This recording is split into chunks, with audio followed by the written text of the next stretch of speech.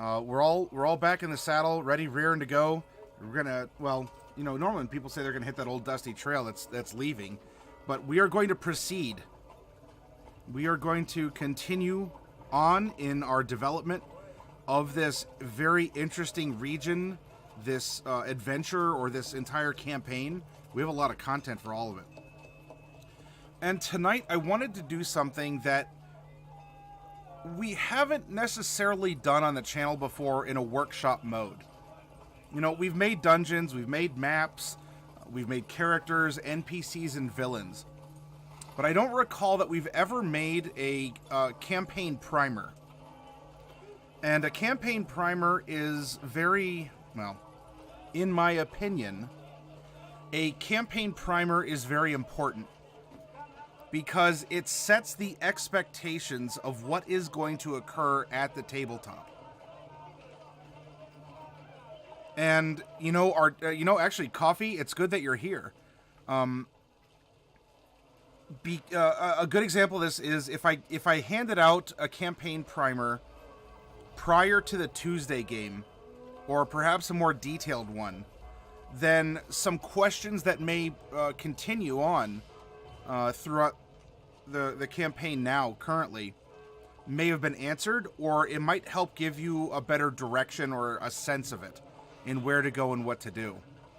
Now, you all do have information, and I made sure there's some documentation available to you. Yeah, primers are not a bad thing. Hey, Roger Twy, welcome.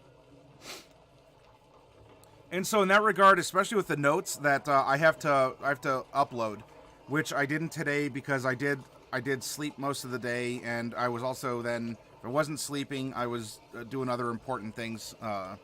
So those will be posted up. Don't worry too much about that. Nothing I put is going to be terribly big, and in fact, some of it we're even going to talk about broadly with this story's primer.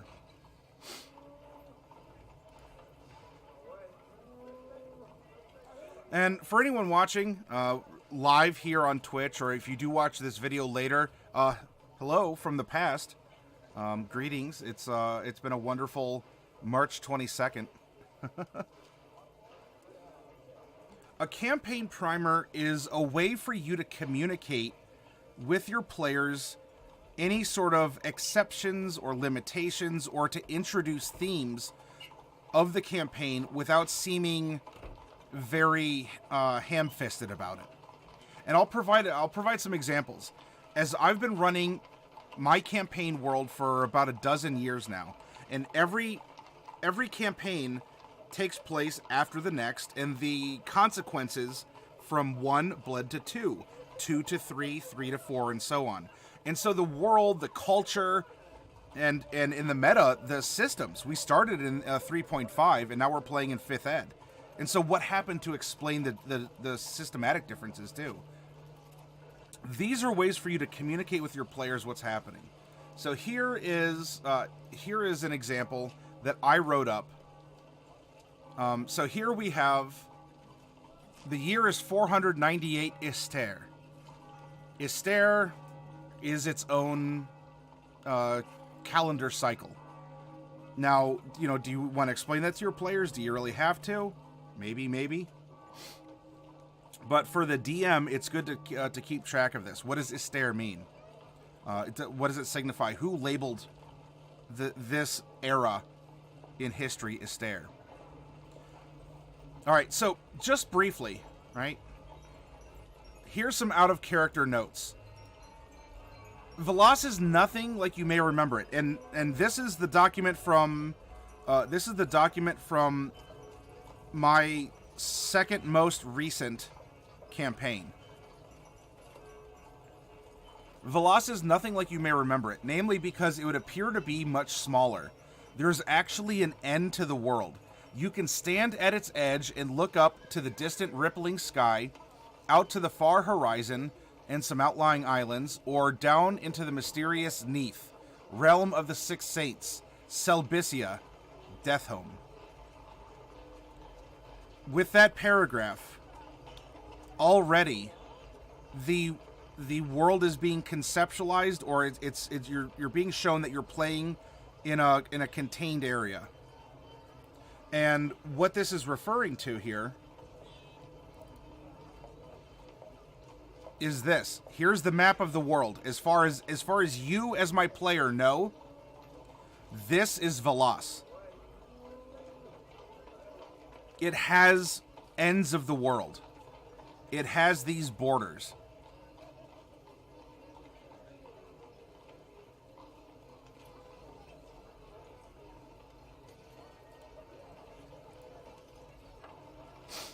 The map provided will fill you in on other geological details, names, etc., but obviously you aren't quite on a world, as it were.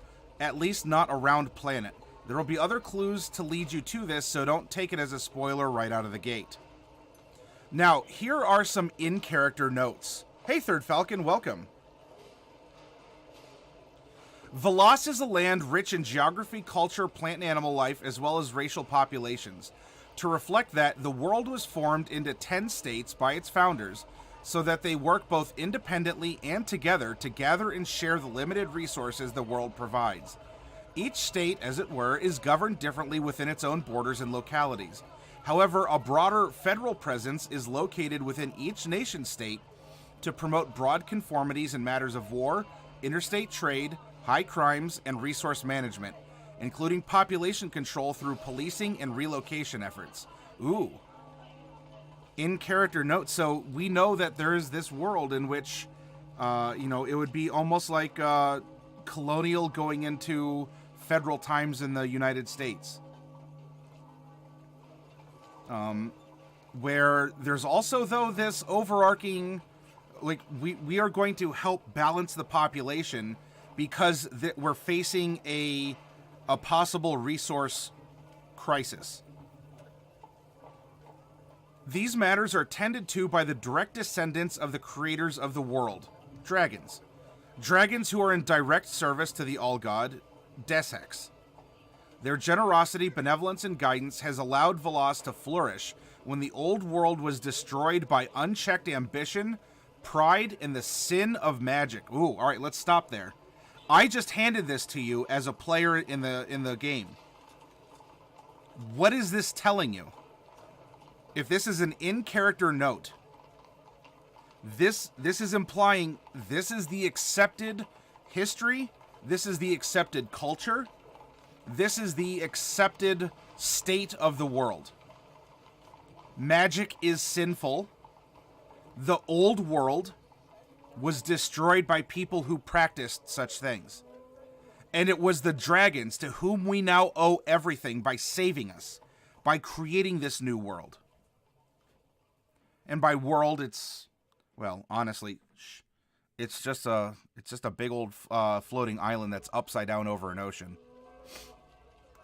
But did you get that, by the way? Maybe not, right? When you hear, when I tell you, you look up to the distant rippling sky, you are looking up into an ocean that you're floating above. Maybe you didn't pick that up, and that's perfectly fine because it was seated there the whole time. And by the way, I'm sorry, there's a couple other out-of-character notes. Velas as it exists, this is out of character, as I said, is about the size of Alaska, or for scale against the U.S., take the eastern seaboard from Maine down to Florida, over to Louisiana, and up to Wisconsin, as to also then contain the lands which house the Mississippi River, Great Lakes, and part of the Gulf of Mexico. If it also helps, just put 4 Ohios. Remember, I'm in Ohio, and our players are Ohioans. Put 4 Ohios across and 4 down. Imagine driving 8 hours to get from Sandusky to Columbus. The map provided will fill you in on other geological details, names, etc., but obviously you aren't quite on a world, and etc., and blah, blah, blah, blah, blah. Anyway. As such, while the dragons are not known to exist, their direct descendants, the Drajkin, are afforded by blood rights, privileges, and responsibilities above that of non-dragonborn or Kier. What did I just set up with this campaign primer? That the races that exist are split between this genetic ruling class of the Drajkin and everyone else being a Kier.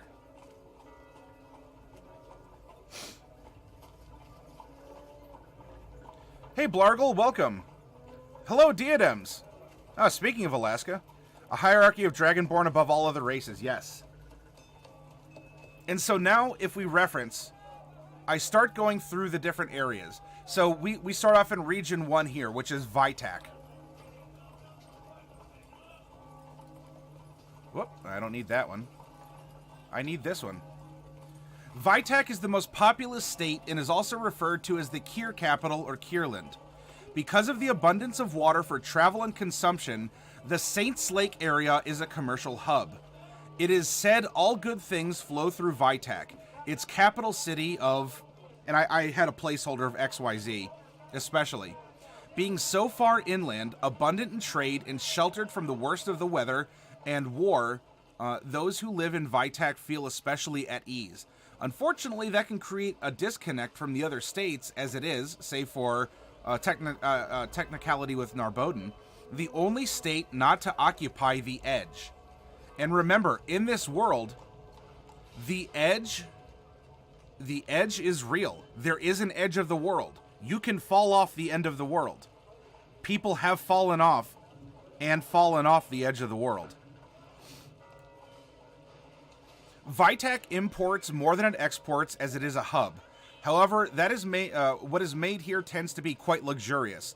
Local food is richly flavored and draws upon ingredients from around the other states. Many cultural trends are started in Vitak, from fashion to language to design.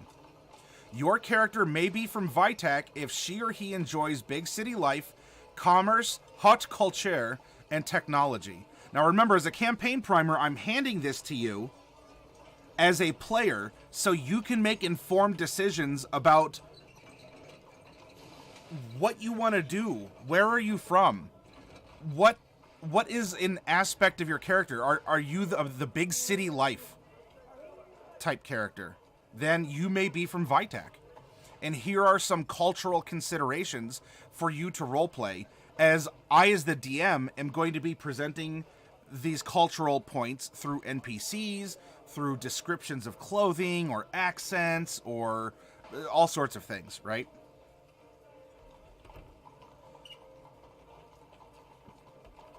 So I continue down here, same gist, right? Each one of the states gets a blurb, right? Narboden is the breadbasket of Veloz. Here's some details. Exports grain. So this is, we have kind of maybe some geographical, some cultural stuff. Then we have some economic information, because economics underpin everything we do, our life choices. They're a derivative as well as an expression of our basic needs as the human race. Our psychological needs, our physical needs, our spiritual, mental, sexual needs. All of these very primal forces, our survival. They manifest through economy. And when you are describing an economy of an area, or how an individual works into the tapestry of economics, you are giving so many clues as to, you know, the importance of something, where to go to find something, if you're feeling threatened, or if there's an opportunity you want to take to do some trade. This could be a good way to go about that. Hey, Diadems, thank you for gifting that sub to Third Falcon. And Falcon, welcome aboard. So we go through Lowland, Arborosk, Suf Peldosa, Oltenarb, Horizon, Highland. Oh, it looks like this is my working copy. Because it does have XYZ, Urspru, Veloz, and Dragonhome. So you're getting this.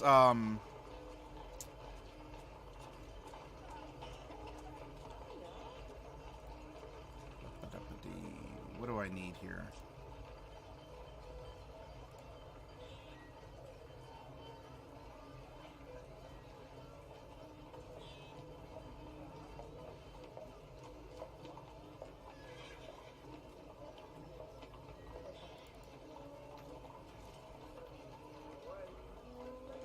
Ah, here we go. This is my more finished copy.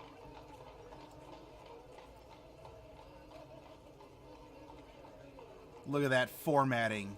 Wasn't I a good boy? All right, so here, Narboden, Lowland, Arborosk, Suv Peldosa, Oltenarb, Arisen, Highland, Urspru Veloz, Dragonhome. And there's Lowland in here as well. Highland and Lowland. So now you have this region in mind. You can see very clearly where different geography, different geology takes place. It's clear that that some of these states are not directly connected to the main body. You know, 3 in particular. And 1 is even kind of just clinging to the edge. Because as you can see, there's a very large, like a cliff. This is Lowland, by the way, and it's called Lowland because it's just that. And Highland is just that because everything rises up. So that the peaks of these mountains are actually more like hills. So Highland, Lowland. So we have our cultural notes. Now, if you remember, the populace was split up into the Drajkeen and the Kir. Yeah, how to pronounce things exactly, Coffee Cat. The Drajkeen, Dragonborn as they're also called, are the direct ancestors of the dragons to the world. By the powers, both literal and metaphorical, in their blood, they are able to wield command in a federal authority in many places. You'll often find the dragon-blooded, and so here's a third reference that you could call someone. It's not directly stated, but because it's presented this way, I'm trying to prime you as the DM into the colloquialisms, into the vocabulary. I want you in the mentality if you're playing in this as the campaign world. You'll often find the dragon-blooded in other positions of authority on a state and local level. Many are content to be patient and long-viewed, though firebrands exist as to outcasts and fringers of a bloodline. As a rule, they are allowed to carry guns without permit. And you're like, well, why is that in quotation marks? There's a reason. When you're creating, everything is created for a reason. When you write, you're writing the words purposely. You are formatting purposely. There's a reason for everything that's expressed, or rather, there should be. Without permission, as well as to enter clutches freely through the lands. Many have access to untold troves of familial wealth. This often has them met in duplicity, as Drajkeen are stereotypically feared and respected.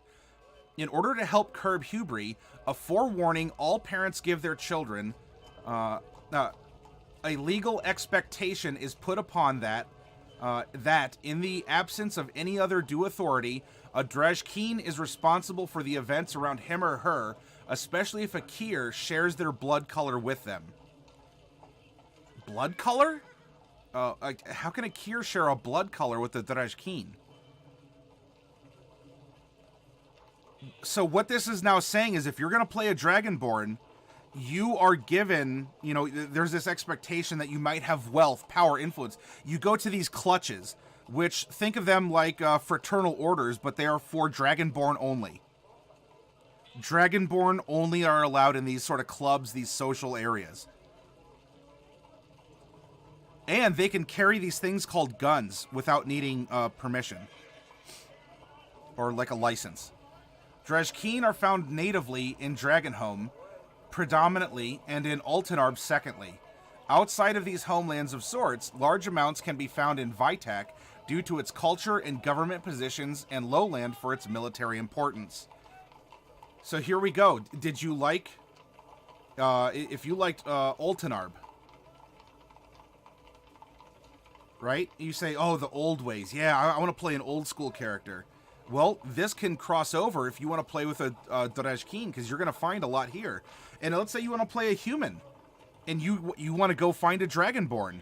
This is telling you, because your character would know this growing up in this world. This is telling you where you can find a dragon, like many Dragonborn.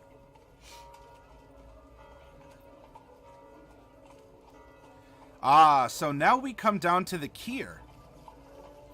For as prominent as the Dragonborn are, the Kir far outnumber them.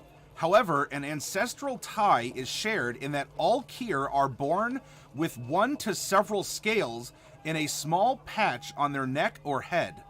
This is a result of their pedigree and provides an intrinsic proof of citizenship. The Kier know they were brought from the old world, and through the benevolence of dragons and the all-god, Deshex, were made better and made to serve them and each other in unique ways. A drop of dragon's blood flows in the veins of all true Kier. So what's that telling you? You're a human, but, you know, on your head, neck, and I even said, you know, if you want a patch of scales on your hand or something, you have a drop of dragon blood in you as a reminder from whence you came, and as also an inherent proof of citizenship. And now you may say, well, what? What do I need to prove citizenship? We're on some sort of upside-down floating island. This is odd. Yeah, but wait, there's more, right? Everything is here for a reason. Question, consume, get involved in the lore. And so if you ever were in a position where someone of authority asked to show your citizenship, you flash your green scales as an elf. You flash your black scales as a gnome. You can flash your silver scales as a gnome. The players were allowed to choose which dragon scales they wanted to have represent on their body. Kier can expect to be allowed to participate in their own affairs and governance. In fact, all but 2 states make up the majority of the ruling system. However, it is known through each Kier culture that their place is to serve those with dragon blood in their veins above even their own family if such an event were to warrant it. And that dovetails into the fact that the Dragonborn have a societal expectation that if there's an emergency, they have to step up and lead it. And if they fail to do so, there are consequences. That's why there's a check on this authoritarian or this noble, noble air about them, right? They are born with privilege. They are also born with responsibility. Kier are allowed to amass wealth, hold lands, and even carry so-called guns, depending on the laws of their state. One of the few federal rules that apply to all Kier is that blood is to remain pure, for it is what ties this fragile world together. While those of same scale, we're dropping vocab, we're dropping lore, right? Kin, right? In a sense.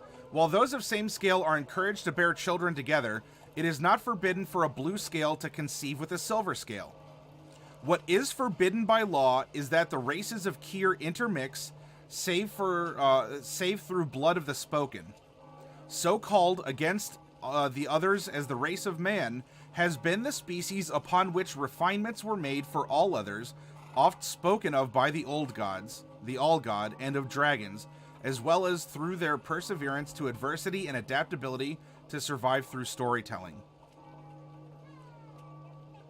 All right, what does this mean? The spoken? Who or what are the spoken? You know, and there's no intermixing by law. You know, elves and dwarves can't bear children. Well, by law, no, because that is a right apparently reserved for man. You know, human, the spoken Kier.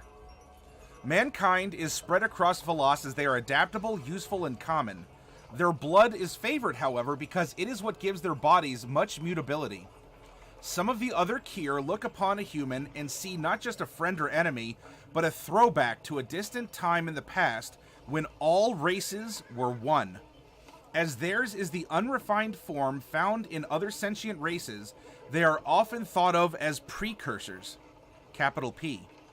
Feelings of pity and jealousy may wash over a human from another Kier, for it is only their commonality that makes them special against the others. Man is the predominant majority in Urspur Velas and surrounding portions of the nation states.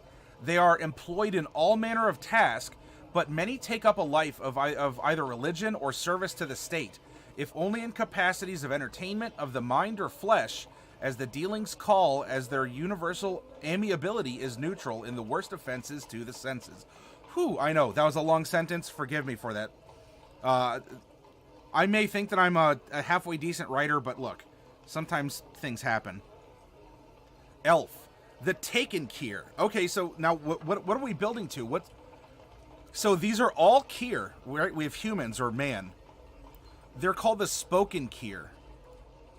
If they're known as the Spoken Kier, why the Taken Kier? And also then, why are the dwarves the Shaken Kier? What is with this descriptor? This verb descriptor, right? This verb adjective.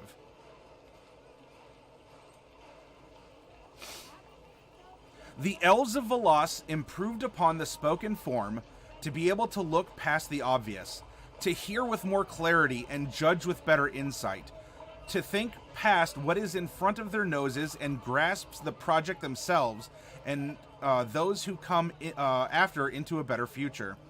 In many ways, this makes the elf kind leaders in whatever they do, be it military work, assessing a new ship, or politics. Be that as it may, the elf Kier together tend to cluster as they are physically weaker and mentally need the support of others to support their senses and sensibilities. That said, elves are the majority of the population in Arborosk. Many take to the fostering of resources and gathering of them to trade. Many elves can be found in the military as scouts or leaders of their assigned troops and duties, save for sea naval duties, as the constant sound, motion, glare, and sense that accompanies such service and places to live in can be overwhelming. Now let me pause here. I'm going out of my way to describe this because this is setting the world up, right? If I told you that this campaign primer was made for the first campaign I started when 5th edition came out, what does this tell you? Especially when it comes down to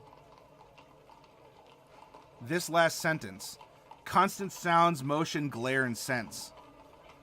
If you look at the 5th edition Elven entries in the player's handbook, you see that elves, all elves, have proficiency in what?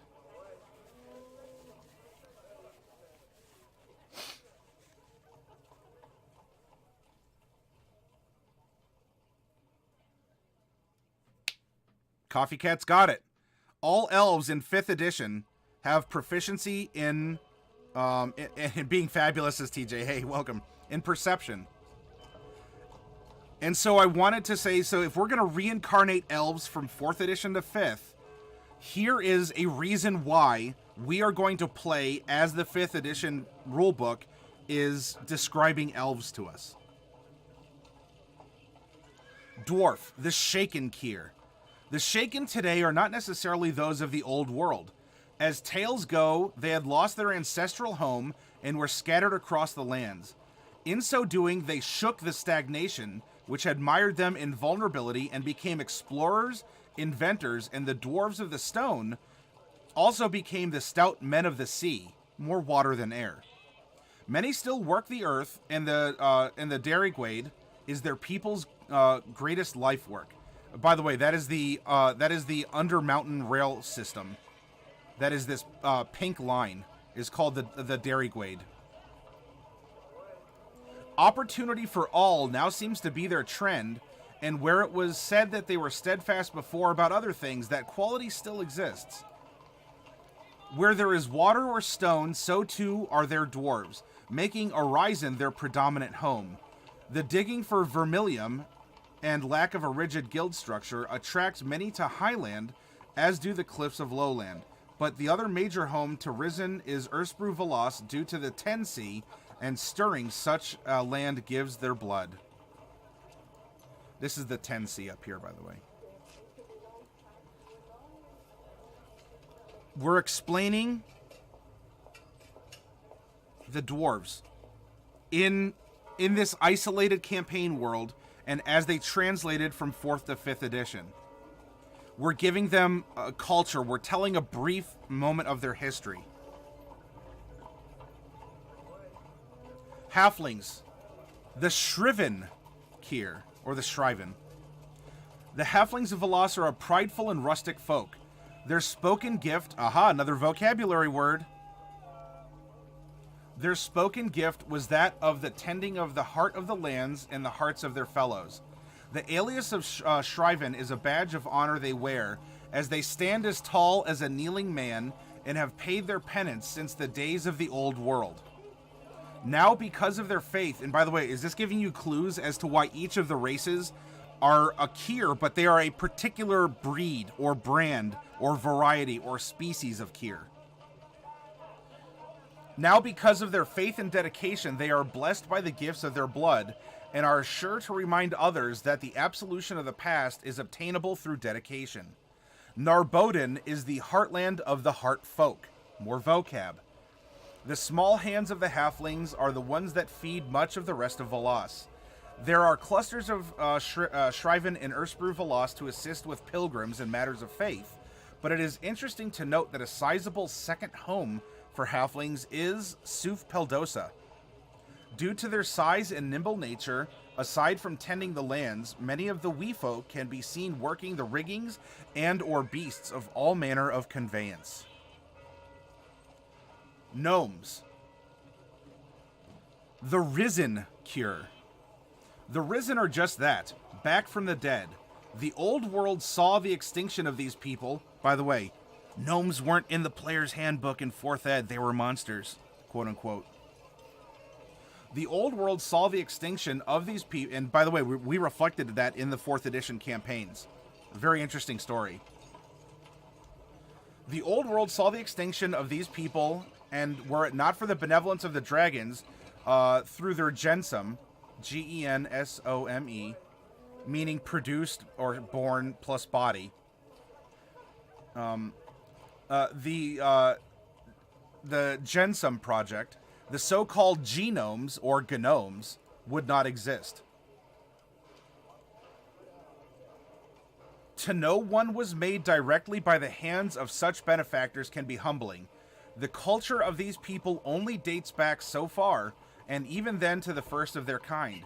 But in general, gnomes are thankful for their lives, and know that bits of blood from the other Kier are what it took to reassemble them and bring them back from death to life.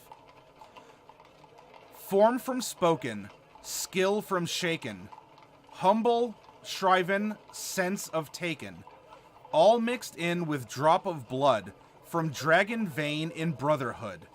Once of old and born in new, the risen are a part of you.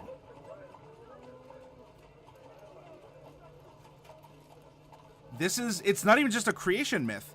The gnomes have been brought back through arcane sciences, magic, alchemy. And from each of the other predominant races, the Kier races,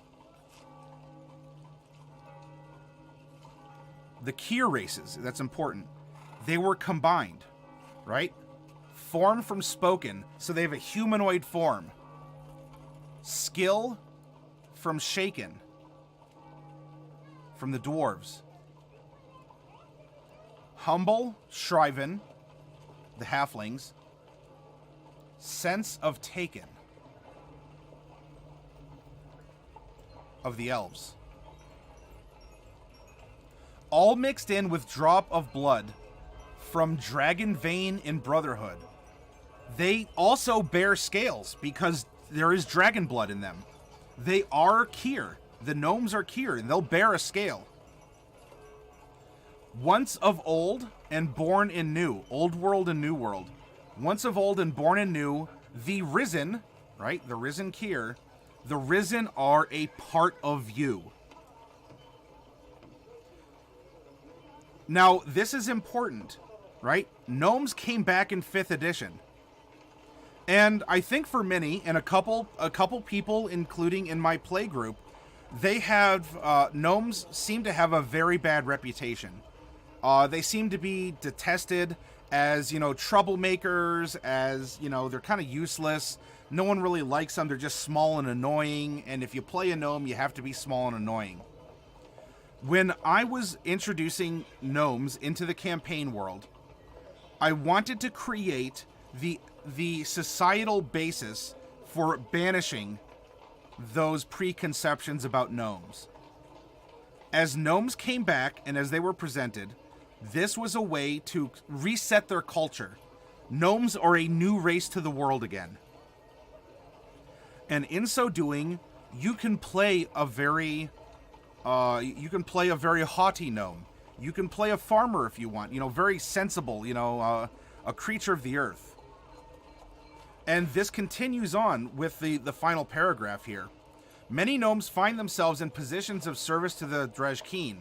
So yes, they were made by, through this dragon lore and science and alchemy, and many of them are servants to the Dragonborn. In fact, if they were to be considered to have a homeland, it would be in Oltenarb where they were born.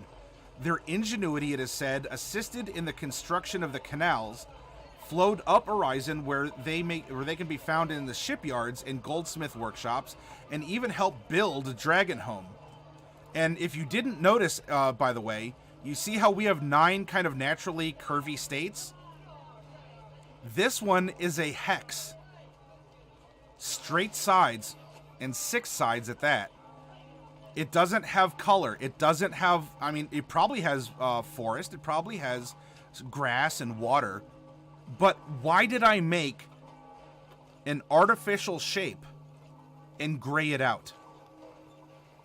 Well, that's kind of answered up here if you look at Dragonhome.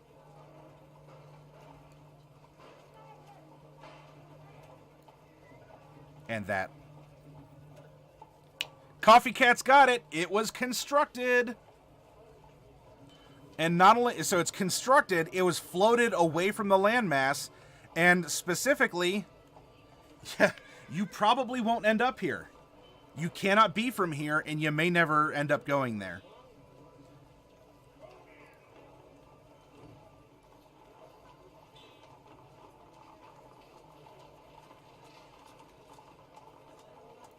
TJ says, in my campaign, the gnomes are a living, breathing version of the Anarchist Cookbook, and the government approved. Oh, wait, and they are government approved, right? Or as in that, as in the gnome government. So now we come down here because, you know what? You said, maybe you said, all right, so we talked about the Kier, but what happened to the Tieflings and what happened to the Half-Orcs? Those are players' handbook races. What's going on? Oh. What are these things called the Wilk? We have the Kier and the Wilk. The Wilk folk are not those who share the blood of dragons. As such, they are mostly readily identified by not possessing a scale.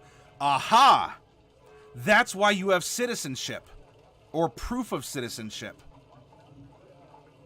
Because there are people who are up here sharing the lands, but they don't have that drop of dragon blood in their veins. As such, they are most readily identified by not possessing a scale. This makes any of the Kier above able to walk by Wilk, as it is known from conflicts that many of their kind, save for gnomes, exist outside of Velas. So gnomes are the only pure Kier race, because they are made from the Kier.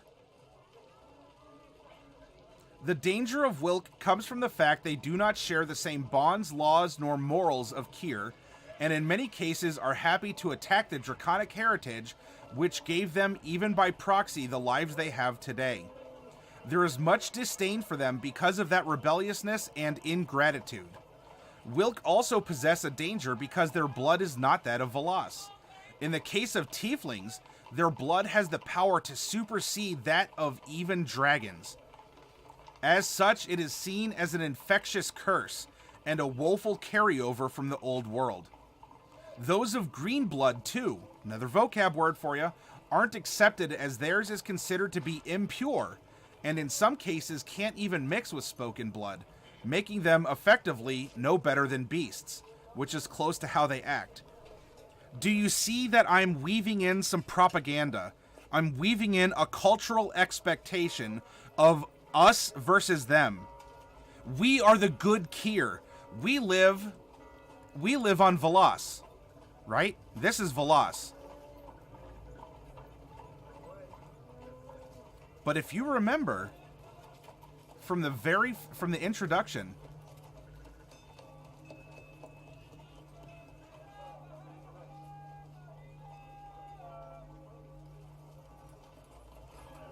out to the far horizon in some outlying islands. Now, yes, there's Dragonhome, there's Suf Peldosa, and there's Oldenarb. But do you think if I'm going to raise up a big Alaska-sized chunk of land from my old world, that there's not going to be a bunch of other little islands off, you know, and even chunks hanging out on the peripheral? You want to know where the Wilk live? The Wilk live on the frontier. The Wilk live on the margin of society.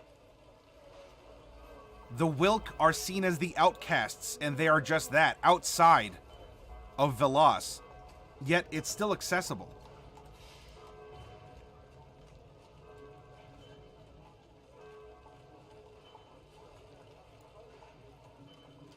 So what about Tieflings? They are known as the Cursed Wilk. Tieflings represent a perverted form of purity. No matter which race bears one, they come to be generally the same in form. Drezhkeen, Kier, or other Wilk alike can all bear teeth, as it is known. This occurrence scares some, as the fire-blooded seem to be more adaptable than even man. To a Tiefling, however, this can be a source of pride. They were the precursors to the New World, and the next step for all the races. Theirs is a history steeped in magic, considered a sin by Drezhkeen and Kier as well. Tieflings, if caught, in many cases face execution as an extreme punishment. However, there are some who are given chances to serve in the military or monasteries. In those cases, they are cloistered with those of the same sex, lest the curse spread on devilish impulses. Others still are sterilized by choice or punishment, having the tips of their horns and tails trimmed to show outwardly that they have served their punishment. Being a Tiefling in Velas is a life of persecution and prejudice.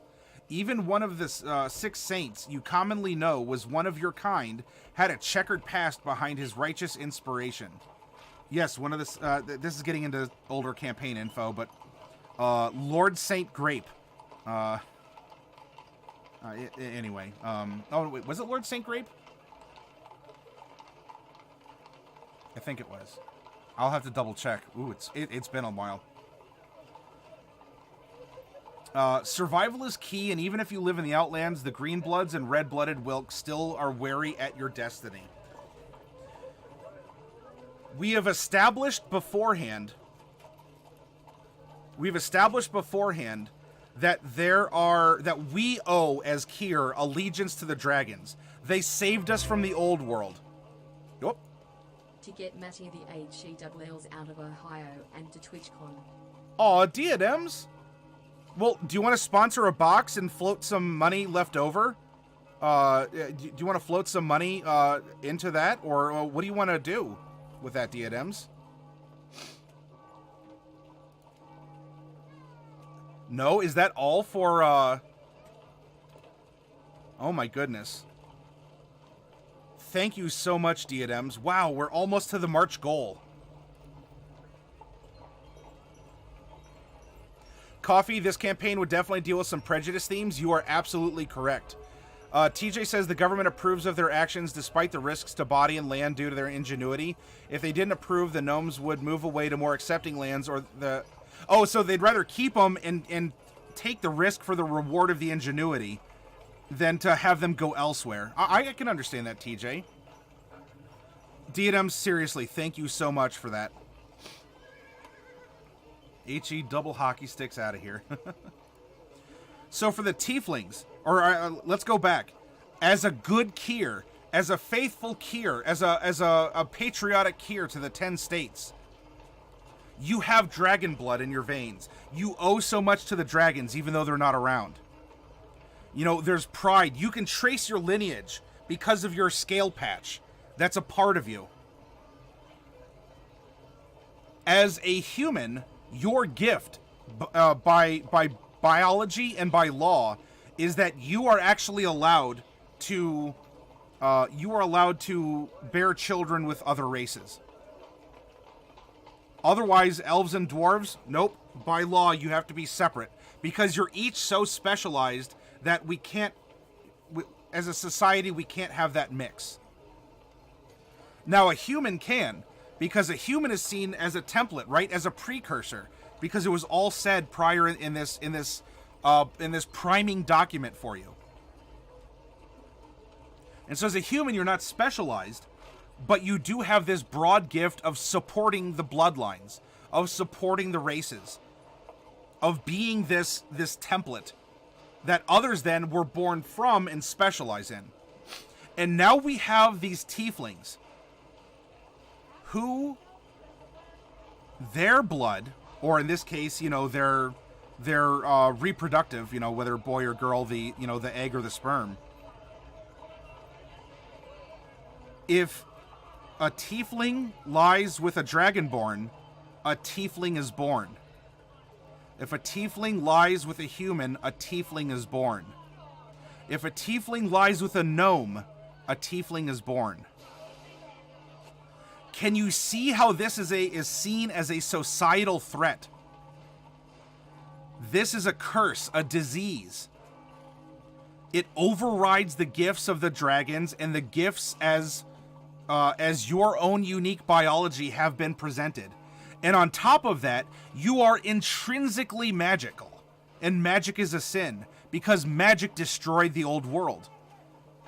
As a tiefling, you are the ultimate enemy of sorts.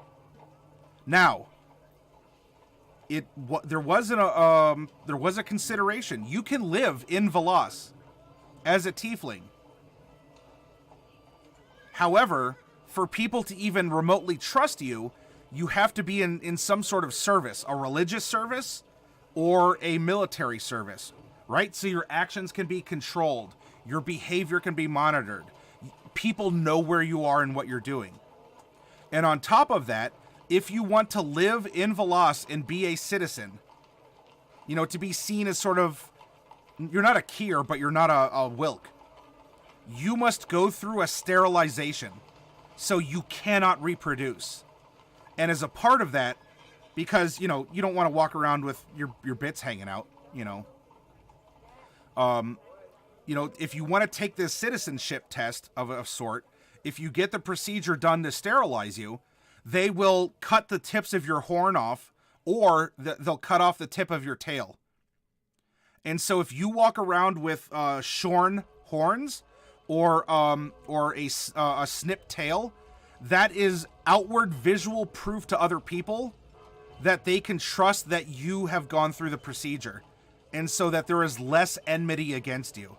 Not that there's still not going to be suspicion or racism, but you at least are showing, you're showing proof that, yes, I got snipped and I want to live here. Hey, Black Wolf, welcome.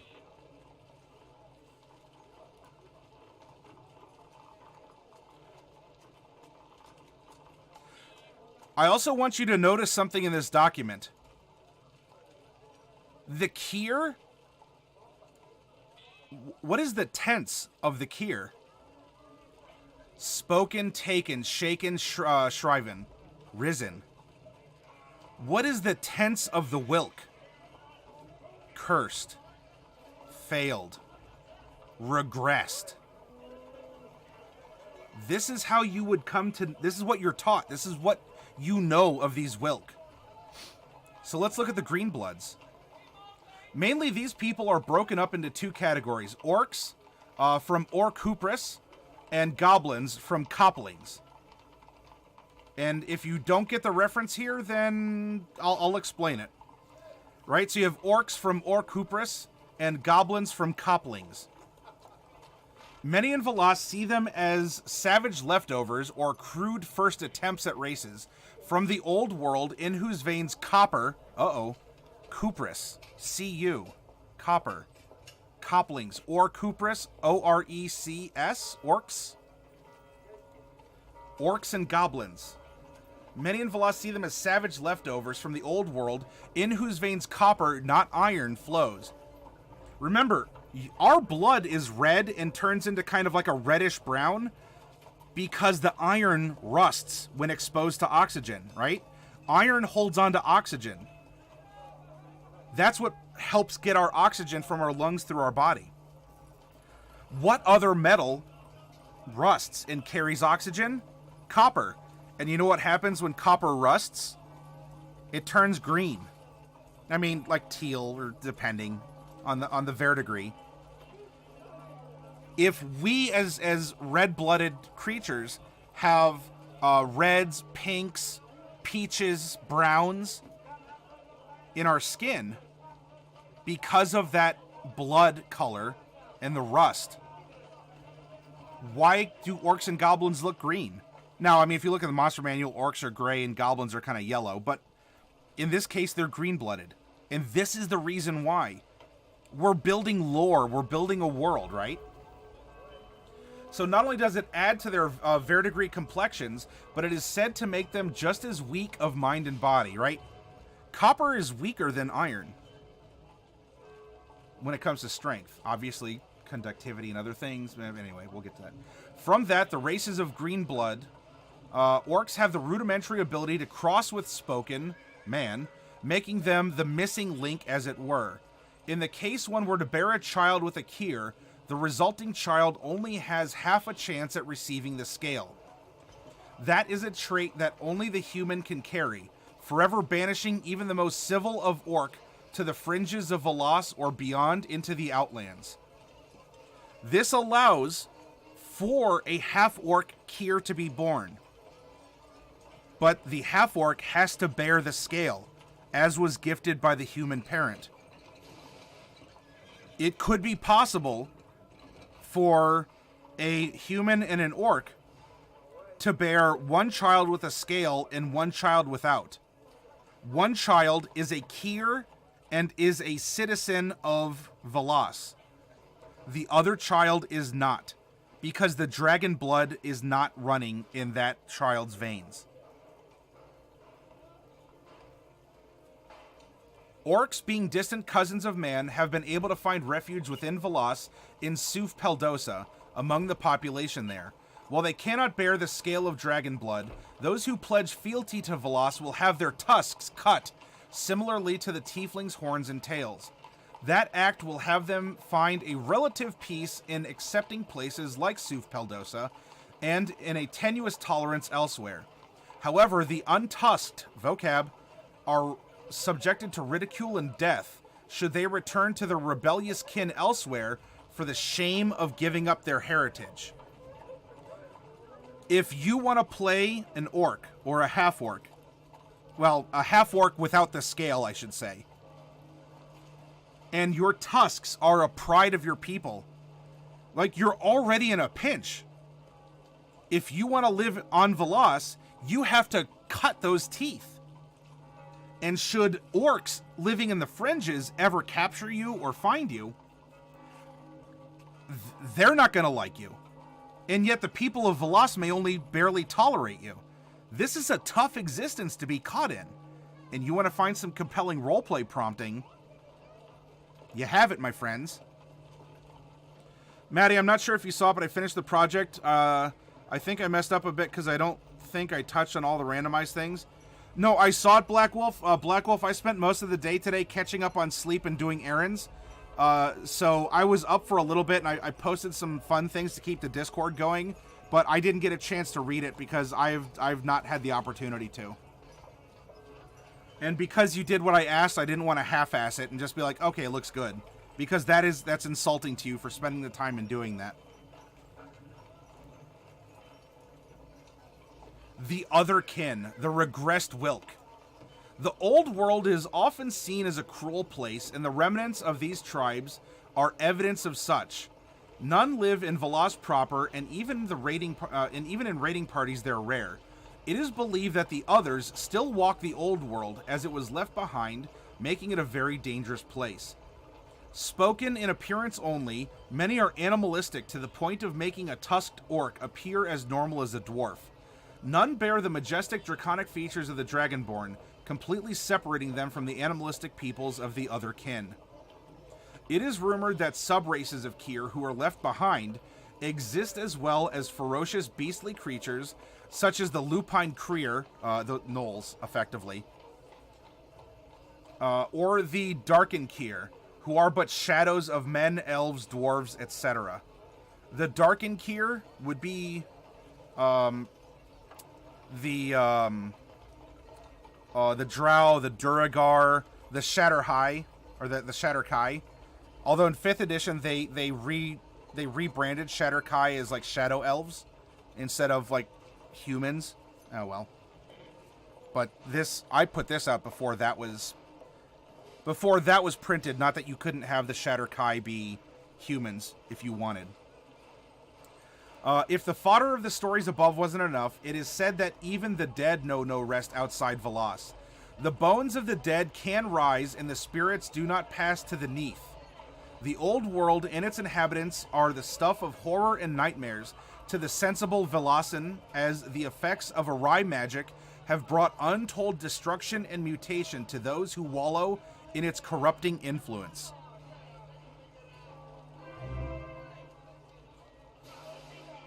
Oh, Chemison? Chemison, is that going to the TwitchCon goal, or are you hoping to put something down towards minis? That's fine, Matt. I know you're busy. I don't expect anyone to lose sleep or something. Yeah, Black Wolf, I will help you when I get the opportunity. I promise. I'm not avoiding you, or if I ever go silent on Discord, it's because I can't engage at that point in time.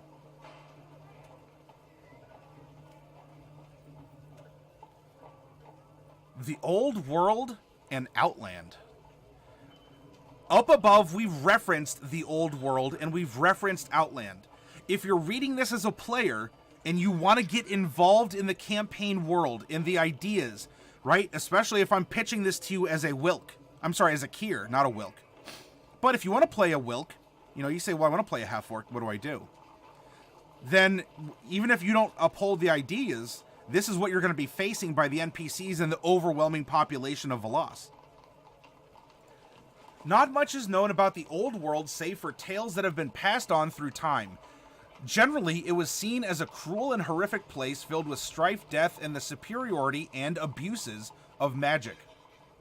The old gods were worshipped there, and in entreating to a pantheon, further separated the peoples of that place. Velas was meant to be a place of beauty, bounty, and oneness, as is taught by the All-God.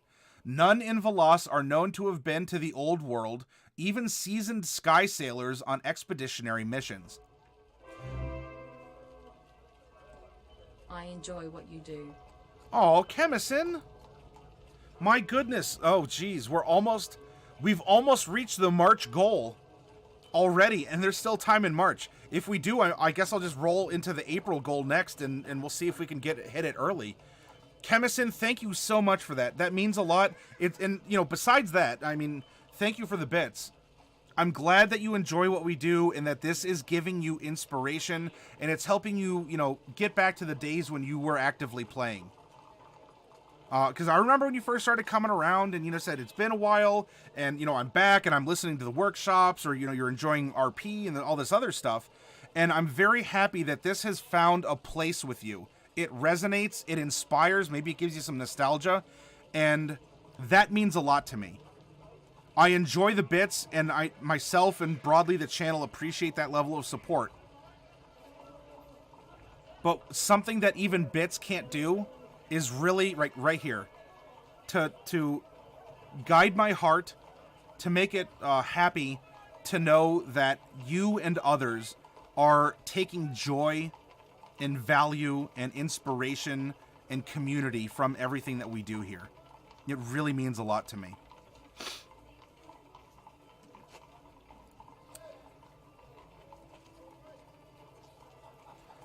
They have, however, been to the Outlands. The Outlands are a slew of formations outside the boundaries of Velas. Many are a handful of islands that make Suf Peldosa seem like Vitak in comparison. One, known only to the military, rivals Altenarb in size and population.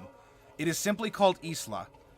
The residents of these places see the Order of Velas as a threat and have taken to piratical raids of resources and even citizenry.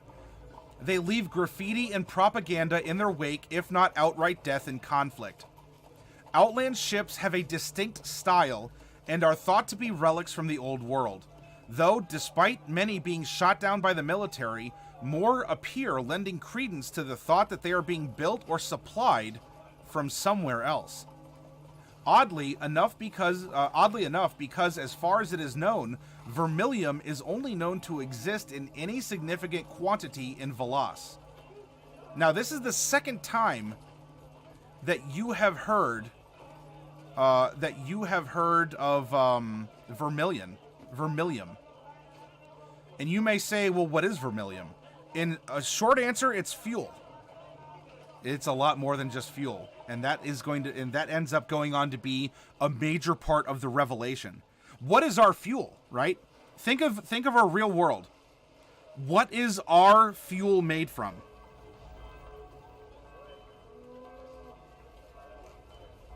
Now it's a party. Volvo's here.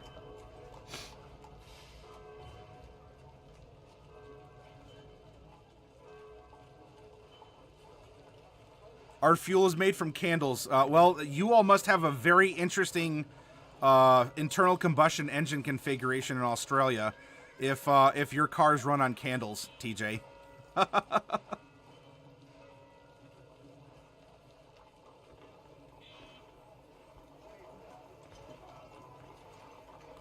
However, the exhaust must smell wonderful.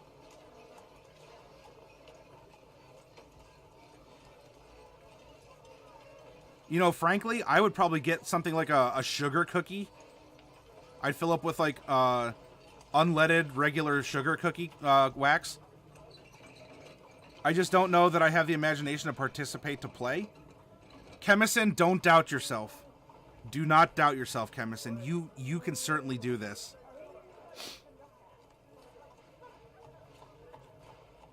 So, in our world, our fuel is petroleum refined from oil.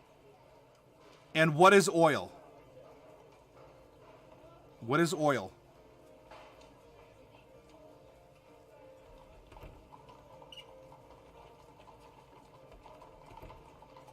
What?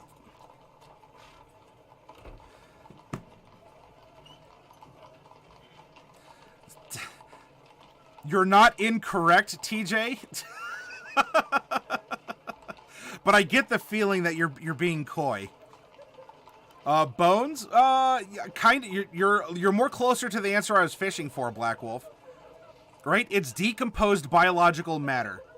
Right? It's been compressed. It's been, it's been pressed and gone through a biological process to turn, bones and flesh and dead plants and such into this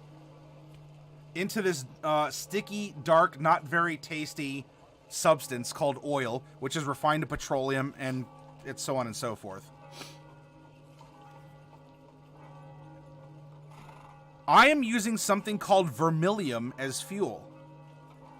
Now, whether you think of this as or not as a player, how could something like that exist in a world as I've presented it so far? And this is a point where I, as a DM, don't mind you having this meta question. If engines run on something called vermilion, but this world is only 500 years old, how does that work? And what is vermilion? What is vermilion?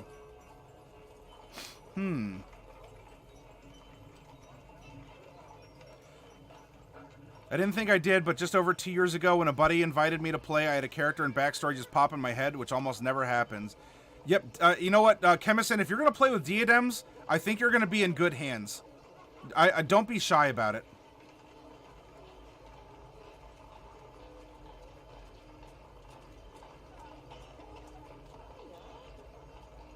Alright, so the threat of rebellion is a major source of distress for those, especially in leadership positions, aka the Drajkeen, in Velas. The more these raids continue, the more the loss of precious life and resources will continue, as well as the planting of dangerous seeds of the old world where magic and other such forces ran rampant, destroying everything and everyone in its wake. This is implying that in the Outlands, where the Wilk live, magic is not seen as a sin or a curse, or at least not as much. And so we have these pirates. Now, we have these people that are split. They're distinct. They live on these outlying islands. And so they do have magic that they can use, because it's not forbidden by law. The intermarriage and children amongst each other is not barred by law. And yet, despite those freedoms, we would go on in this campaign to see that tribalism was keeping these people apart. And that if they ever should actually unify, they could bear a significant threat to Veloz. They all agreed that Veloz was, a source of, this opposition law, this heavy-fisted, this tyranny. That would hunt and kill their people. And yet, despite the freedoms, despite the more open cultures, the more open laws, it was the tribalism that was keeping them split apart and weak. Are the people of Veloz the good guys? No. And yes. Are the people of the Outlands the bad guys? No. And yes.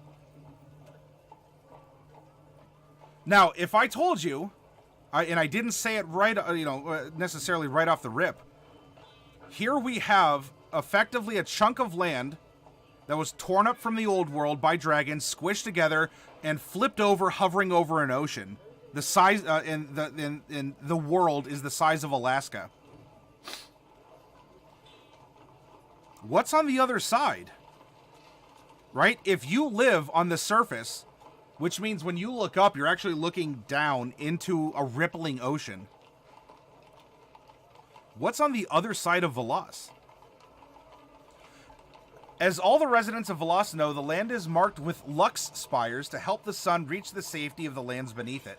These towers go through the ground to the other side of the world, where the excess waters of the seas also drain.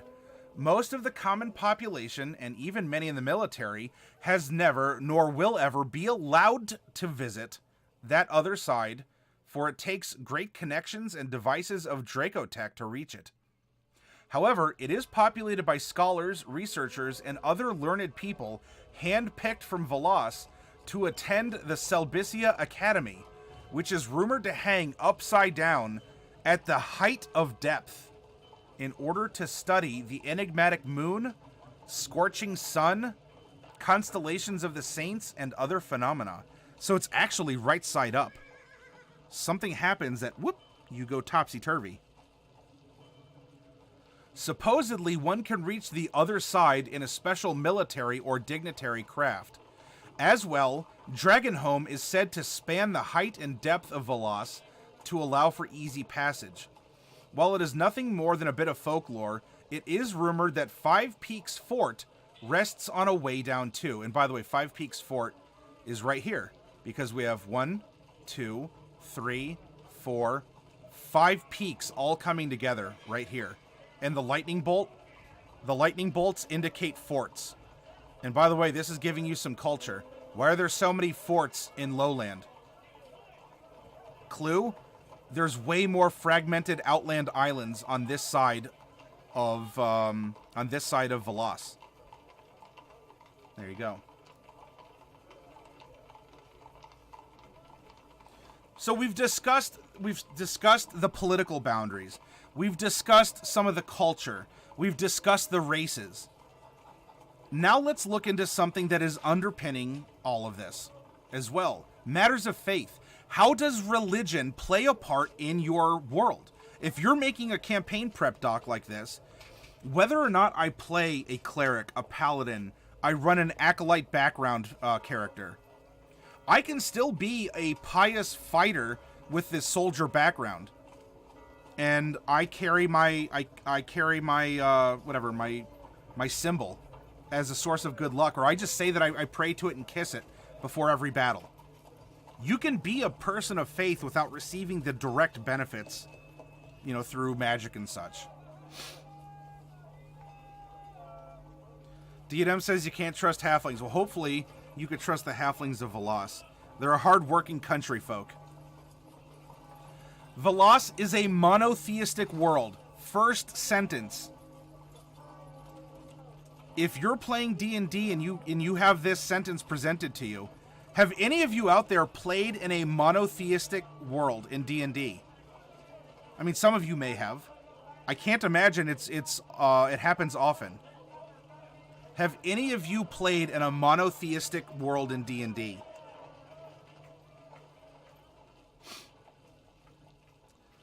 So Velas is a monotheistic world. It had literally experienced a rapture, right? It was brought up from the old world and placed into a paradise. It had literally experienced a rapture as it was lifted from the old ways. All the prophecies of capital H him came true undeniably, publicly, and at great expense to those who lived in those times. Even the dragons worship him, and the moon itself is his symbol as it arcs through Celbisia. Celbisia is the sky. It is the celestial abyss. Why is it an abyss? Because you're upside down. And when you look over the edge of the world, you're actually looking up into the sky. Deshex is revered for being the great-grandfather. During the old world's end, the old gods were consumed in order to give birth again to him. Your IRL game was based in a steampunk London with Christian theology? Ah, then there we go, Coffee Cat. So you might be able to resound with this. And so if you notice any similarities or differences, or if there's something unique that you did, then you are welcome to shout it out. Yet, while his presence is obvious, no overt miracles, magic, have flowed from his mortal followers. This doesn't mean that he is silent in the affairs of the world, as many of the good and bad things that happen are attributed to his grand design for Velas. The All-God, like any other singular deity, does have zealots, deniers, and doubters. As well, the six saints are an object of theological discussion as to their purpose. Can one give proper praise to Deshex without the intercession of an exemplar? Is the only true path to righteousness to emulate the life of a saint? Are the heralds of rapture fallible? Or are the six simply distractions to pull faithful off the path and fall into the bad old days of the old world's supposed decagon? These are deeply personal matters, and the adherents to various aspects of faith will have different... I shall have overcome my fear of going outside to deal with people. Oh, Chemison. Well, by proxy, you're helping me get outside of Ohio, as Diadem's put it, to get to California to bring back the spoils of knowledge and the experience and all of this to you all. Thank you very much, but Chemison, I believe that you can do this. If you're here interacting with us, this is as best as we can through a teleconference. We are having real interaction. I'm making eye contact with you. I'm speaking to you. You're speaking back. You're a part of a larger community. And Chemison, if you like who I am and what I do, I think you'll find that others who come here regularly, Coffee Cat, Diadems, and so many others, you know, we share this similar wishing or want of communication and a certain tactfulness, a certain way to convey ourselves, that we want to carry ourselves in a particular fashion. And so, Chemison, you know, if you believe in me and in what I do and present, then I don't think you have much to be nervous about with Diadems if you wanted to play with him, or with anyone else. But Chemison, thank you again for the $10 in going towards this TwitchCon goal. That means a lot to me, and I assure you that every whether it's 1 bit or 1,000, all of these donations go to make sure that the stream is producing not just quality content. I mean, by default on Twitch, you should hopefully be producing quality content. Producing a place where you are learning, you are comfortable, and maybe even you're challenging yourself to grow and expand your scope of ideas, to challenge some old thoughts that you had, some prior conceptions, and ultimately for us all. I'm not saying this like I've ever finished this journey. For us all to be better people because of this interaction. And when you all part with your money through a donation of bits or through PayPal or credit card or whatever, you are holding me that much more responsible. Because you're not just spending your time with me here and now. You're spending the manifestation of your time through currency with me. And this is a showing of faith that humbles me. And I appreciate it. And if I ever fail you in that regard, you all are welcome to cease your subscriptions, to cease your support, because I have not earned it. That kind of support should be earned. Sorry, I was on a soapbox about that.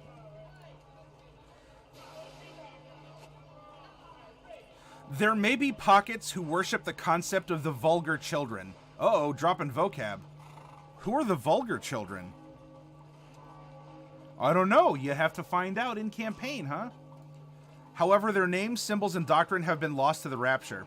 It was said that the saints once worshipped them, but during their rise came to find the All-God to be superior and helped usher the world into his rightful return as the King of Existencia, Lord Creator of Velas, he who is all. Remember, Velas doesn't have magic. Magic is bad. Magic is sinful. And people who are found using magic, things happen to them. Praise of the All-God is performed in many ways.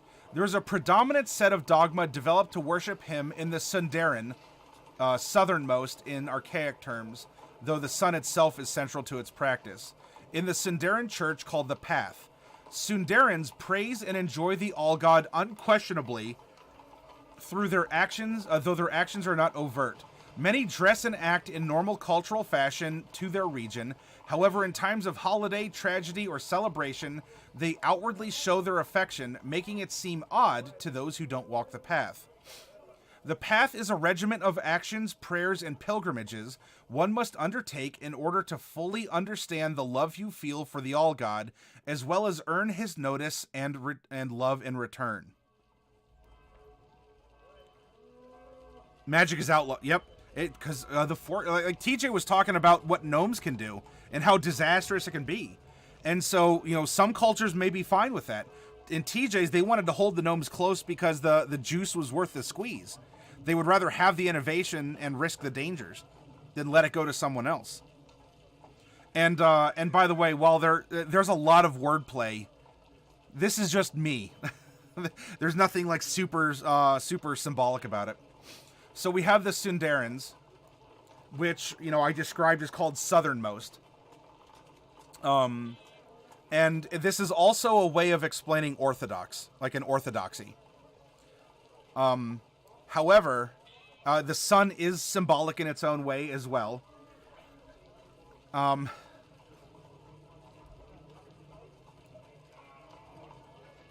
If you look at the quote, can any of you find the pun with the term Sundaran and what their mission is?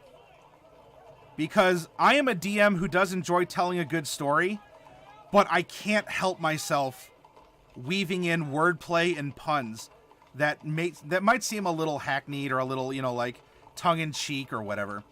Can any of you figure out the wordplay? Sorry, that was partially off screen. Coffee's got it. Coffee's got it. They are, yeah. They are tsundere. They are faithful tsundere. They, they dress normally and they act in this way, but ultimately they want the recognition from their god. Even if they're like, well, but, I work hard, I do this stuff as a mortal, but I really want the All-God to notice me. So they are Sundarans. But of course, what? That doesn't mean, that doesn't say Tsundere. That's dumb. It's the southernmost. It's all orthodoxy. I explain it above. By the way, there's a couple weebs in my playgroup, so... Sundarans recognize the saints as waymarkers along the path, but themselves are not gateways to your soul's rest upon the moon. The moon is heaven, by the way. And it also has a large hole blown through the middle of it for reasons. I can get into those reasons at some other point in time. But by the way, that creates a circle, and the circle is the sign of the All-God. There it is said, one walks the final 10th pass, as inspired by the saints, in order to reach the true home in the perfect sun. While not as centrally organized as the Sundara establishment, I guess that's Sundaran, there are those who follow the broad philosophy of Saint's Wake. Regardless of the saint, a pilgrim sees that the saint has achieved their place among the stars, and if they live to the ideals of these paragons, they too will go to where they are needed to inspire others. Each of the saints, then, have their own form of religious hierarchy, advocacy, and doctrine. They ultimately see the All-God as a being superior to a saint. However, unlike the Sundara... Oh, no, that's right. It's because Tsundere. They're called the Sundara, but they're Sundaran. He is the destination and not the journey. Broadly, both the Saints' Wake and Sundara realize their ways are different. While it can cause for interesting theological, moral, and philosophical debates, there has been no outward hostility, as they all live upon the lands created by the All-God and ushered into rapture by the saints. Orthodoxy, and what's the other religious element that's been introduced here?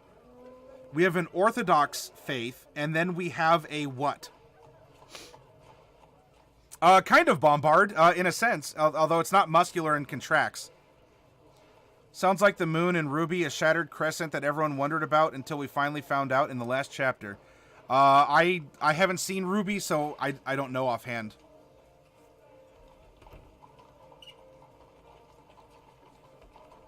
Electric Boogaloo. Well, TJ, if that is what our Reformation style faith is called, then yes. We have the Orthodoxy, and then we have the Electric Boogaloo of the Saints' Wake, which are like Protestant in a sense, a Reformation style. So instead of following just the All-God, they, as this distant yet like a beacon, a lighthouse, they choose to focus on a saint and live as the saint did, because the saint was once a mortal that then, was brought up and made into a constellation by the All-God, presumably. And so, why live to a distant god's unreachable level if instead we can be ourselves as the saints were and lead good and righteous lives to then continue to go on and be rewarded? And so here, this is the clash of the two different faiths. I guess there's several, there's 6 saints, but I mean, if we break it down into Orthodoxy and Reformation.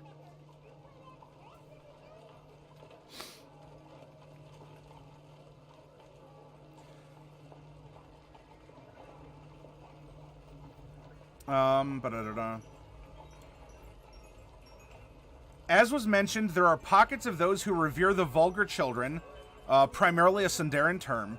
As such, they reject the way things are now and instead favor how it was in the past, as that is how existence came to be, and it is for the safety of others his powers remain separate. Existentialist, as many Saints' Wake call them, warn against the culmination of power into a central place, and often have doomsday prophecies regarding the collapse of all in order to give a final true form to the All-God. As of now, they say, he is simply waking up and reckoning all around him. Here now, we have the old gods. Kind of as in like greater, the great old gods for Gulaks. This is more like in the face of Christianity, or some other big monotheistic faith. We can even look that Islam is there's at least two separate brands of Islam. And then look at how the Hebrew faith. There's also several types. You have an orthodoxy, and then you have some others that are distinguished from it in various ways. This would be the equivalent of people holding on to Norse gods, Egyptian gods, in believing in animism that are the Native Americans have, or that the Shinto people who follow Shinto in Japan. They believe in a pantheon. They believe in this split, in this fracture of power. No one god should have everything associated with them. These are the old ways, and it should have been that way, because I'm not just looking at the now. We were created this way. This was the origination of our faith. So we kind of have an odd, like a fundamentalism, but the fundamentalism is a polytheistic is a polytheistic faith. So it's attributed more to cults, individuals. It's to those who cling on to something else. Okay, thank you, Black Wolf. Hey, Misfit, welcome. Atheism, and to a lesser extent agnosticism, isn't necessarily frowned upon in Velas. However, given the circumstances of the world, it can be seen as foolish. But for every stance, there are those who will take a counterstance. Some dragonists see that the praise should go to the dragons broadly, or the Drajkeen specifically, as they walk among the people and do great and obvious things daily. They may recognize the All-God as an idea or ideal, but not as a manifest force upon Velas. Therefore, they prefer the works of mortal hands, which actually contribute to society. To a lesser extent, there are some who worship the spoken form, as it is a practical medium for all other sentient life on Velas, the existence of tieflings being a bit of an antithesis to spoken worship. Dragonists. So now we're talking about humanists. Even if we're the product of a god, the god isn't active. We are active. We build roads. We build churches. We build houses. We do things that we can see, and we do it for our own benefit and for the benefit of others around us. And so it is possible to have this humanist, right? Or humans are spoken like this. So, and the spoken is the basic form, the humanoid form. So you can see that there are people who are humanists or who are dragonists. So instead of worrying about distant gods, the dragons literally made us, or made us who we are. They're the ones who brought the world up. Why should I worship a distant god when the dragons are here and their kin is walking amongst us? I'm neighbors to a dragon born, but I'm neighbors. I should be thankful to these people instead. And so now we're getting this blend, right? So we have an orthodoxy, we have a reformation, we have a kind of atheist and or agnostic blend of a displaced faith into the works that you can see around you. More of like a materialistic form of appreciation and worship.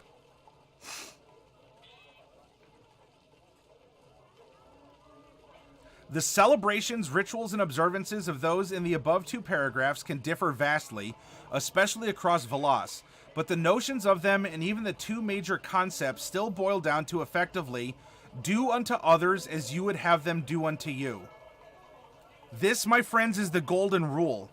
And if you look at the major faiths in our real life world, every faith has this as a tenet. It may be worded differently, but this is a universal constant found in our own faith system. And we even see it in our laws. We see it in just our culture, right? Don't murder someone. You don't want someone to murder you, right? At least within other boundaries of federal law detailing high crimes, nobody really enjoys being forcefully sacrificed, nor ritually compelled against their will to become a eunuch. Tieflings? Alright. The crunch behind the fluff. Oh no! Oh, Evelyn, I'm sorry. Well, hopefully you can get in next week then. And I also hope that your computer is not, you know, it's not beyond an efficient fix that won't, you know, break your wallet. For the above, we'll need to break things down into rules mechanics for when it is appropriate to invoke the miracles, the All God, or the Saint's Grant.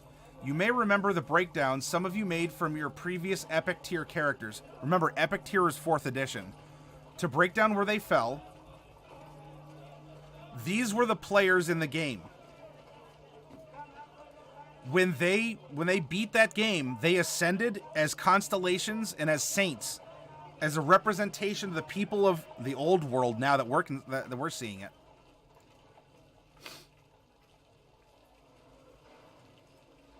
and so we have our we have Saint Sylvia, and this is the domain, right? So if you want to play a Saint's Wake cleric, then you can, you know, you're more in the idiom of Saint Sylvia. And so this is, every saint kind of carries how the player ran the character in that adventure. And therefore they became a representation of that mentality. Plus, as a DM, that's a good way to kind of help, you know, immortalize the adventure after it's over. So I'm not going to get into the details of all the saints. I mean, it's here. You know, if you want me to go back and you want to read something, that's fine. I can go and do so. But here we have some aspects of the different saints. So we have Saint Sylvia, Saint Chiron, Lord Saint Grape. Which, by the way, so he went as Lord Grape. That's how he just told everyone. You know, he carried himself as a noble. And even though he reached sainthood, he insisted that the Lord title come before Saint. And such was his insistence that he is known not as Saint Grape or Saint Lord Grape. He is Lord Saint Grape. So, you know, here's the philosophy. If you're going to play someone who reveres a saint or the All God, these are the things that you must, you know, not that you must, but you should consider, right? You're going to resonate in this particular fashion. Hey, Ooze, it's good to see you. Also, spread faith, and this faith must be your main faith. Took you an hour. 5e has tiers, but they're not as overtly labeled as 4th edition was. So we have the Devil's Bane Saint, who is, or Saint Seriana. We have Saint Neothen, and both the G's in Neothen are silent. So just remember that. When you're pronouncing Neothen, both the G's in his name are silent.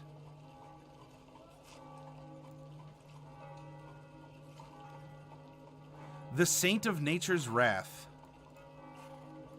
Who could that have been? Now, lastly, we come outside of, well, kind of inside and outside of the game, because by making this social contract of you as my player and I am your DM, here are the expectations when it comes to things like the laws of the land and magic. Now, above, I already said that magic is sinful and people who have magic are bad. No true Kier, this is the no true Scotsman fallacy. No true Kier has magic or uses magic. Magic is bad. Magic was what has destroyed the old world, and we don't want that here in our paradise. As referring to things common in all major faiths.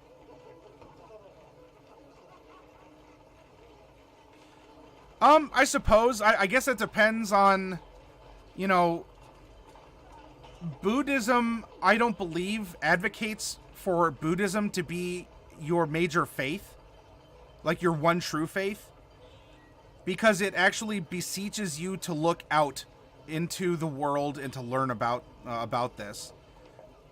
But yet Buddhism contains that core of do unto others as they would do unto you. So those are definitely found in many predominant religions. I don't know if the golden rule, though, if it's as solidly found as the golden rule as in the other faiths.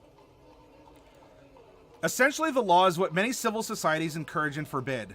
Don't be a lol random murder hobo. Yes, I wrote that. Second sentence in. Not that I'm worried about my players, but I just wanted to make sure that the line was clear. Don't be a lol random murder hobo. Many of the laws, minutiae, you won't have to worry about. This is my assurance as a DM to you as a player. You know, if it comes to nuance, I'll fill you in if it's, if it's appropriate. Culturally, arms nor armor are readily available, nor are worn everywhere, unless on active duty in an official capacity, or are hunting in the wilds, etc. When you go into a tavern, you're not going to see people in plate armor with swords on their hips, or, rangers with their, with a crossbow loaded and ready to go, wearing a cape and, heavy plated boots and all this other stuff. Special licenses are needed for guns. The races shouldn't intermix, save for the medium of spoken, and in pinches, all authority is given to the nearest Drajkeen. Right? By the way, guns are called that because dragons have fire breath, and the classic ones shoot fire. And so when you have a dragon, you have a gun for short. Why use two syllables when there's one? So instead of he pulls his dragon and shoots. Instead, he draws his gun and fires, or whatever. So guns are dragons, because dragons are objects of reverie. They're objects of power and authority. And that applies to firearms. Firearms are tools of authority and power. They can save lives, they can take lives. They can be scary, and they can also be honored and cherished. However, unless you're a Dragonborn, you need a license to carry a gon or a gun on you. Your local town guard are not all backwards yokels who will have their authority or decisions questioned. Again, that kind of goes up to lol random murder hobo. Do not backtalk the police. They're not backwards yokels that are just out, not all of them anyway, who are there and going to have an uppity second level adventurer question them. You will most likely be arrested if you attempt to backtalk to them. Society out of character is akin to early enlightenment, where the philosophical nature of man, and especially its governance and place of and for government, is ripening. Education is more common in Veloz than it ever had been. While many parts of the culture are still agrarian, small industrial movements have begun. The big no-no is magic. Not that anyone is known to practice it, but it is something of legend. Stories about how it laid low the old world are as varied as the spells that were rumored to exist. Many a romantic notion exists about magic, but it is a federal high crime to practice it. Even the All-God, never known to grant miracles directly, divine magic, saw fit to obliterate the old gods, whose constant meddling by the granting of boons nearly destroyed his greatest creation. Out of character, the Pactia, warlocks. This is getting into some interesting waters with warlocks in the campaign world that I've made here. We're just going to call it the Pactia. Out of character, the Pactia were saved from annihilation and are still a part of Veloz in some way. You also know that magic will be the central theme to the campaign. You will have to make moral decisions about what to do with what you learn. Seraphim do visit from the moon on occasion and are not necessarily seen as magical beings. As they develop their personalities in Veloz, it would be natural that they do not develop magical aptitude, as there is none here to emulate.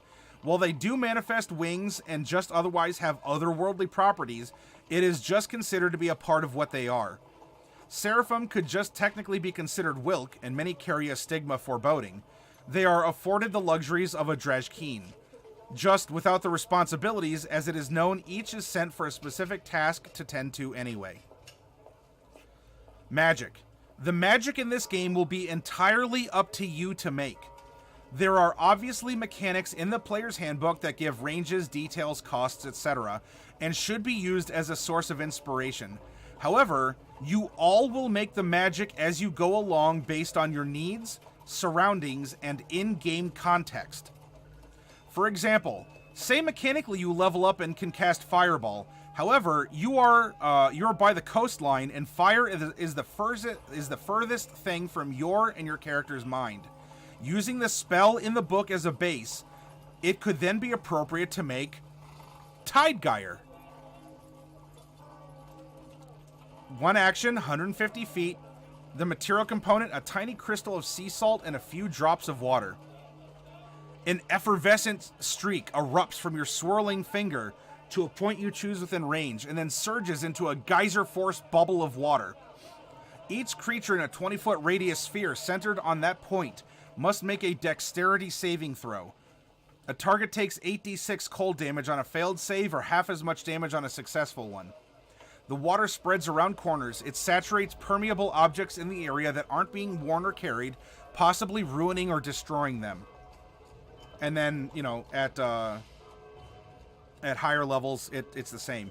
DM addendum, based on circumstances. Instead of 1d6 additional damage, the type may be changed from cold to thunder. 2d6 may be switched to turn the type into force. In this case, the spell Fireball was brought into the world just under a different name and form. Remember, magic does not exist. It shouldn't exist. And yet here our players are discovering that some or all of them have magical aptitude. So what do? There's not a wizard college that's going to give you a spell if you're playing a wizard. How do you have magic as a wizard then, if you're not taught? You look at the world around you and you adapt. So you will be creating the magic that will be reborn into Velas. In this case, the character may be a fisher or a sailor, so the thought of making a fireball would not have crossed his mind. Yet we can stay true to the mechanics of the damage while giving the spell flavorful tweaks that are appropriate to the circumstances. For those who can't or don't cast magic, your role is just as important. You must create the morality of the acts, the context for society, as it were. Such things are fantastic but dangerous. There are reasons why guns need licensure, after all. Your input into spells and magic will be as crucial as the blossoming practitioners, because without it, those who have such powers could be hunted down and killed on sight. Yes, you may be just the, quote, meat and sarcasm guy. If you know where that is, you can give a shout out. In a group of elemental adepts. But you represent the rest of society and are a needed check on those who invariably will forget what it's like to be normal as their power increases.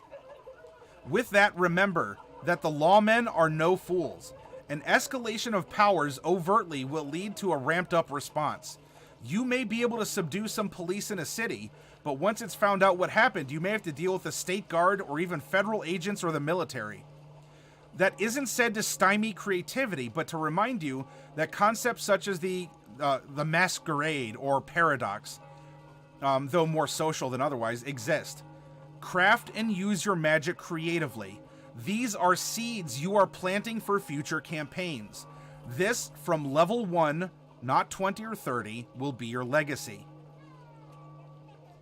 Except for certain custom elements, and that should be in, I guess, broad architectural necessities, I am leaving the creation of magic up to you all in this game. That includes natural and divine sources. Your input into how you think these spells would be cast are important, as they'll help flesh out the rituals of a pilgrim or notions of a druid. Authoritarian police enforce the law instead of serve and protect like samurai.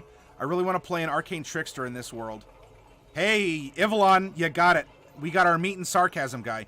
And a party of magicians needs a meat and sarcasm guy. Our Tuesday game doesn't have a meat and sarcasm guy. And it's interesting to see what happens in this case. Because now when confronted with, oh, we can't use magic, is everyone now a helpless baby? Or, Must the mere mortals who can't wield magic, you know, how do they live? How do they get by if they don't have magic to use? You want to play an arcane trickster in this world? It could be fun, right? Authoritarian, they protect and serve, but they protect and serve those who are, you know, those who abide the laws. Magic is a high crime. Like, magic, if you're seen using magic, you're a threat to the state. That's a high crime. It's not a protect and serve. Like, you are a manifestation of, you know, a rebirth, a reincarnation of the very force that destroyed the world. And people don't want that to happen again.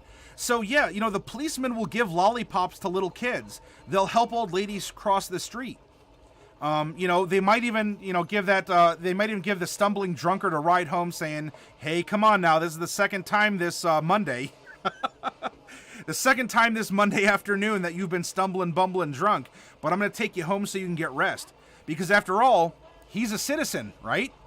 He's a Kier, and he's not necessarily hurting anyone.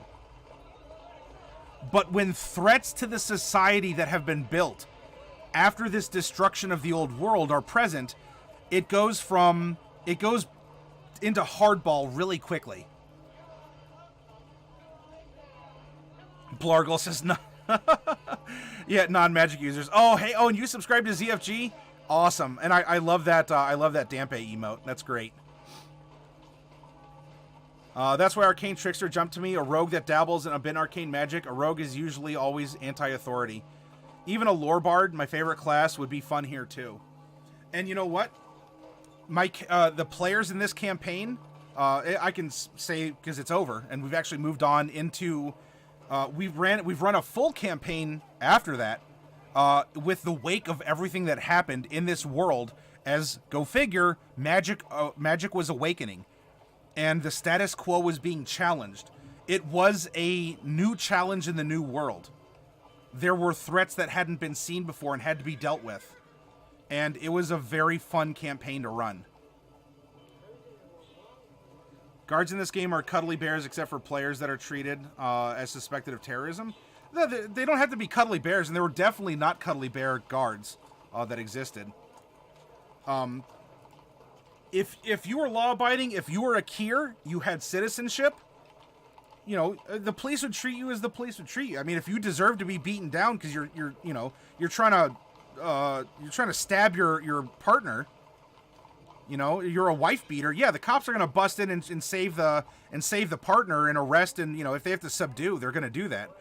It's not necessarily. I mean, there could be a good old boys network, but as presented, it's not all a good old boys network. They're not going to take guff, though, from, you know, a first-level adventure saying, but I'm on an important quest, because so are they. They have jobs. They're feeding their families.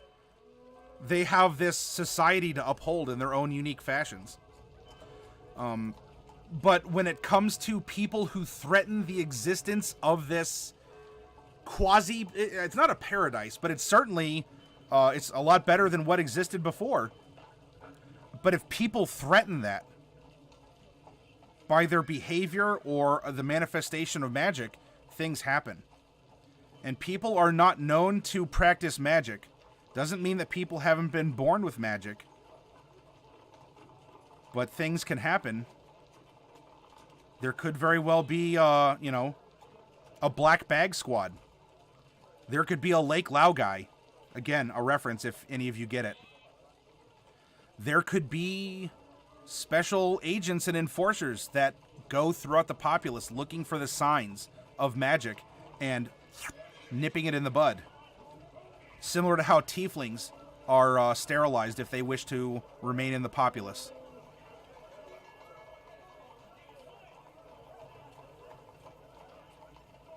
All right, I got to get up and take a little bit of a break, everyone. I'm gonna go get a drink. I've been talking a lot. We went over a pretty thorough campaign primer for examples, and what I want to do next is for the region that we've made last week and this week, I want to make a campaign primer with you all where we take this stuff into consideration. All right, so we have our primer for our primer, And now when we come back, we're going to make one based on the things that we know and have developed.